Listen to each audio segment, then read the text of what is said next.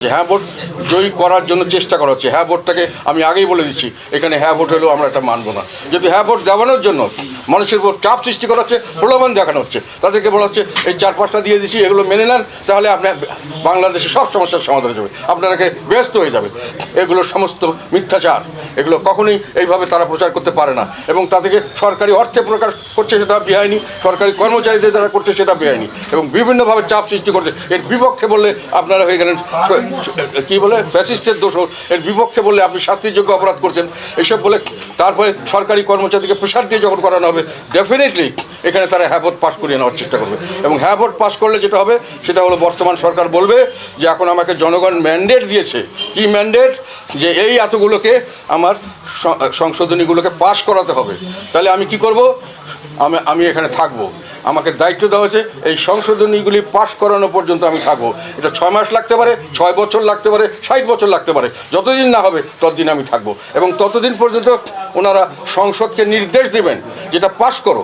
এবং সংসদকে যেটা বললাম, ডিবেট প্রশ্ন আসে না, ডিবেটের পরে জনগণের ভালো মন্দ দেওয়ার প্রশ্ন আসে না, যেহেতু তারা বলবে যে এটা তো জনগণ আগেই আমাকে দিয়ে দিচ্ছে। কাজে তাদের সাজানো সমস্ত জিনিসটাকে পাশ করতে হবে। সংসদ যেটাকে বলে সার্বভৌম স্বাধীন, সংসদ সার্বভৌম এবং স্বাধীন হবে না। জনগণ স্বাধীনভাবে এটাকে ইয়েস নো বলতে পারবে না, তাদের কথা মতো ইয়েস নো বলতে হবে, তাদের কথা মতো সংসদ চলতে হবে। তাহলে এই সরকার, এই সংসদ তাদের অধীনস্থ হবে এবং এই সরকারই থেকে যাবে। এইটা তাহলে নির্বাচনটা কেন হওয়া দরকার ছিল? কেন আমরা নতুনভাবে একটা সরকার গঠন করলাম? কেন আমরা সংসদ গঠন করলাম? যাকে চলতে হবে বর্তমান সরকারের অধীনে, সেই সংসদের অর্থ কী? এটা সার্বভৌমত্ব নেই এবং এটা বেআইনি। সেই জন্য আমি বলছি যে এটাকে যে কোনোভাবে না ভোটকে পাস করাতে হবে এবং যে কোনোভাবে এই ধরনের কাজগুলিকে বন্ধ করতে হবে দেশের স্বার্থে, দেশ বাঁচানোর জন্য।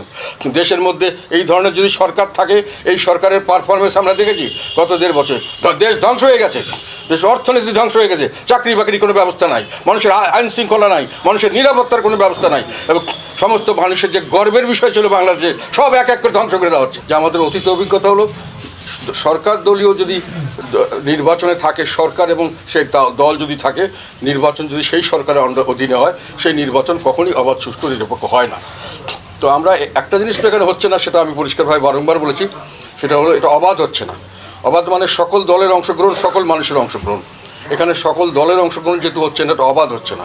এখন আসে যে ওই যেটাকে বলা হয় সুষ্ঠু, সুষ্ঠু বলতে গেলে যেটা বোঝা যায় যে যেটাকে সকলের জন্য সমান সুযোগ থাকবে এবং তার সকলে ভোট গণনা সঠিকভাবে হবে। এখানে সকলের জন্য সমান সুযোগ এখনও আমরা নিশ্চিত হতে পারিনি। আমাদের অনেক প্রার্থী জেলখানার ভিতর থেকে প্রতিযোগিতা করছে। আমাদের অনেক প্রার্থীর বিরুদ্ধে অসংখ্য মিথ্যা মামলা দেওয়া হয়েছে, আমাদের অনেক নেতাকর্মীর বিরুদ্ধে মিথ্যা মামলা দেওয়া হয়েছে। এবং তারা যখন তাদের এলাকায় যেতে চাচ্ছে, সেখানে তাদেরকে নানান ধরনের ইনডাইরেক্টলি ডাইরেক্টলি হুমকি দেওয়া হচ্ছে যে আপনাদের নামে মামলা আছে এবং মামলাতে আপনাদেরকে গ্রেপ্তার করা হবে এবং ব্যবস্থা নেওয়া হবে বিভিন্নভাবে। যেমন আমাকে এখানে আমি আসার আগেই একটা প্রচারণা চালানো হয়েছে যে আমার নামে মামলা আছে, কাজে আমাকে গ্রেপ্তার করা হচ্ছে। মামলাগুলো যে ভুয়া, এটা যে বলছেন উনি জানেন, যে দিয়েছেন উনি জানেন, সরকার জানে, বিচার বিভাগ জানে, সকলেই জানে, তারপরে এই হুমকিগুলো দেওয়া হচ্ছে।